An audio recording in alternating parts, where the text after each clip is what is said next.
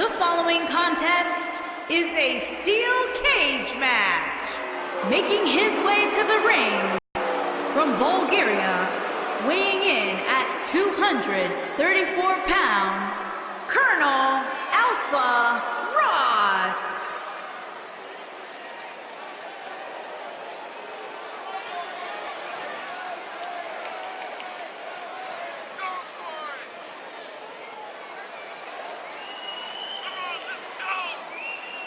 This is great. Steel cage action coming up here, guys. And I have to say, ever since WrestleMania 2, this match has been one of my favorites in all of WWE.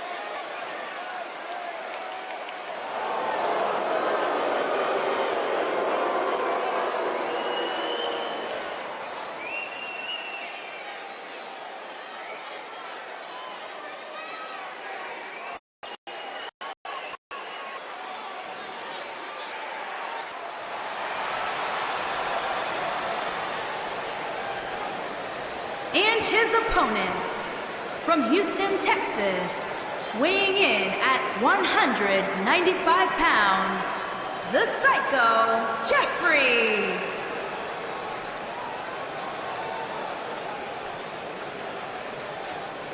As we look at the steel surround the ring, Corey, what are your thoughts heading in here? There is nothing more barbaric than this, Cole. It's like we have a couple of caged animals locked up inside that steel.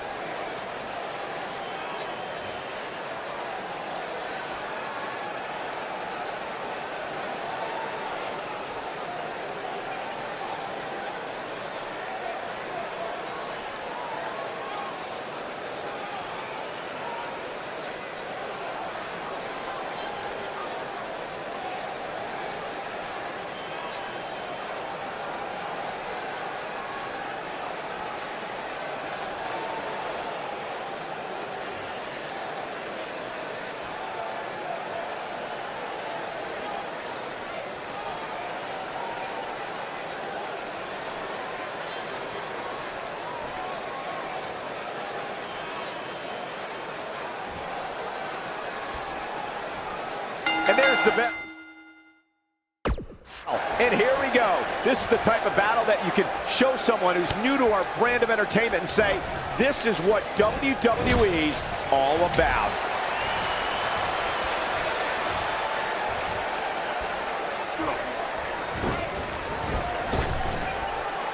Harsh impact.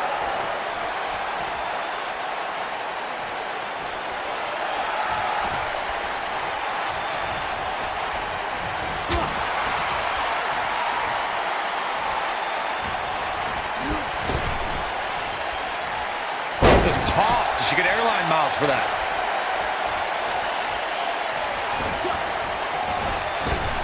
Devastating elbow.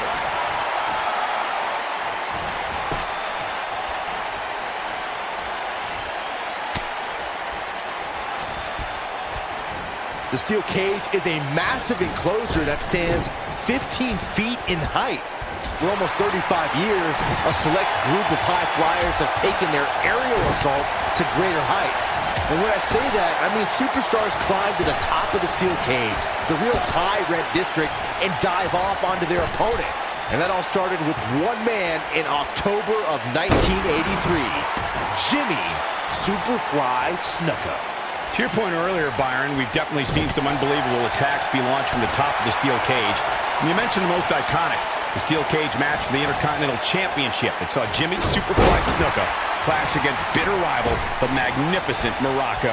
There's no denying that Superfly set the bar. You look over the years to people like Jeff and Matt Hardy, Eddie Guerrero, Kurt Angle, and Chris Jericho. They continued to push the envelope and executed unbelievable attacks from the top of the cage.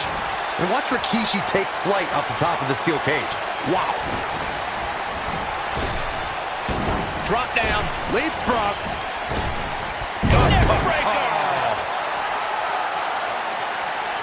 He's calling for it. Stay down, man.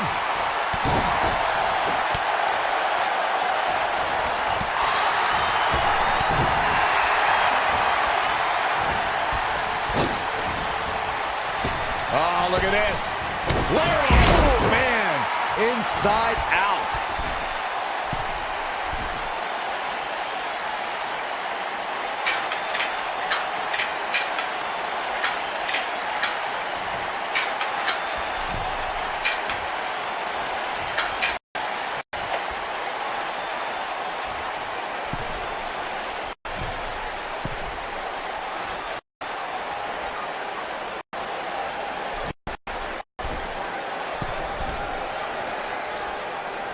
The best way to describe combatants clashing inside a steel cage is its battle of attrition. Sometimes a superstar is left with no choice but to fight fire with fire and do whatever they need to do in order to win the match. And sometimes it comes down to a superstar doing what they need to do in order to survive. Neckbreaker! Oh boy, he is rolling. Byron, you touched on this earlier, but it's so important for a superstar to accept that there's nowhere to run and nowhere to... He's looking at it. Stunner! Stunner! Nobody does it quite like him.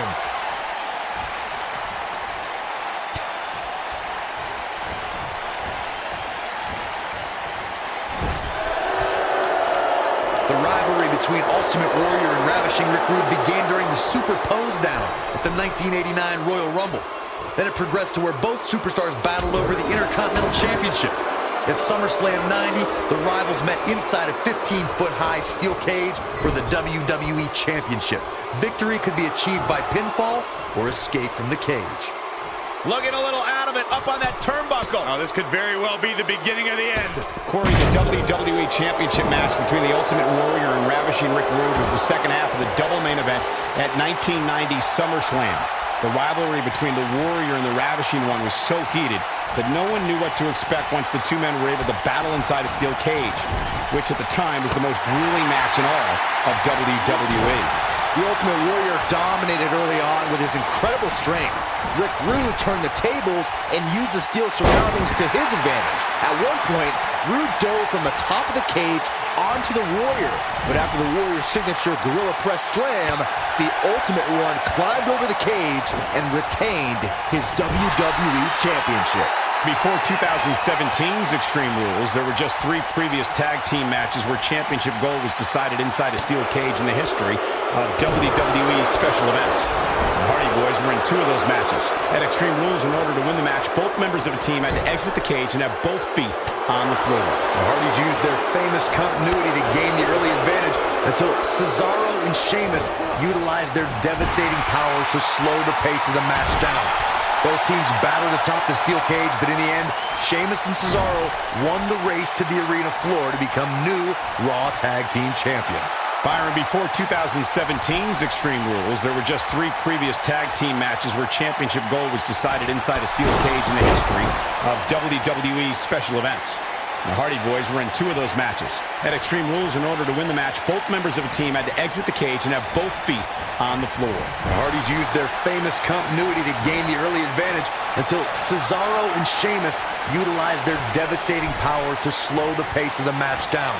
Both teams battled atop the steel cage, but in the end, Sheamus and Cesaro won the race to the arena floor to become new Raw Tag Team Champions.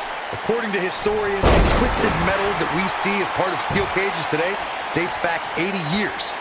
To settle a dispute between competitors Jack Bloomfield and Count Pietro. Here he goes.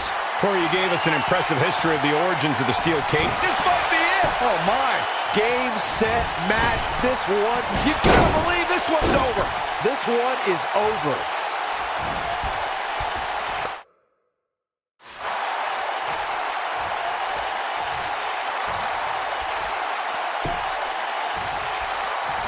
We talk about how important stipulations are in a steel cage match. If superstars sign a contract where the only way to win is escape the cage and have both your feet touch the floor, the competitors must have a plan. Especially since you have to be comfortable trying to escape through the cage door as you do climbing over the top of the cage and vice versa. And you can put this singles match in the books.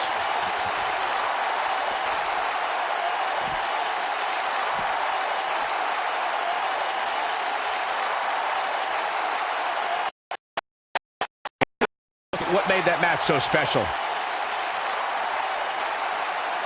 These guys showed flashes in this match, but flashes don't exactly set the world on fire, as these highlights show very well.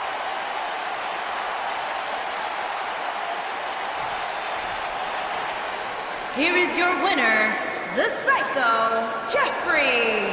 What a ferocious conclusion to this steel cage match. These guys look like a couple of hosses going at it out there. Great match. What a match that was, ladies and gentlemen. Thanks for joining us.